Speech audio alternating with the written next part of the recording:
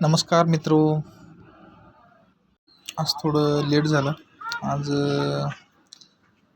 Gap down होऊन Nifty 112.60 पॉईंटनी down होती. आज पण मार्केट निगेटिव्ह क्लोज झालेलं आहे आणि तसं निफ्टी 45% खाली होती. तशाच पद्धतीनं असाच होताच 1 2 3 4 5वा 6वा दिवस निफ्टीनं रेडमध्ये क्लोजिंग दिलेलं आहे. मी सांगितलेलं त्या दिवसापासून आजचा 5वा दिवस सलग त्या पद्धतीनं मार्केट. तसंच बँक निफ्टीसुद्धा 388.25 खालच्या दिशेनं क्लोज दिलेलं आहे. तसंच निफ्टीचा रोखसुद्धा पूर्ण आजचा दिवस खालच्या दिशेनंच होता.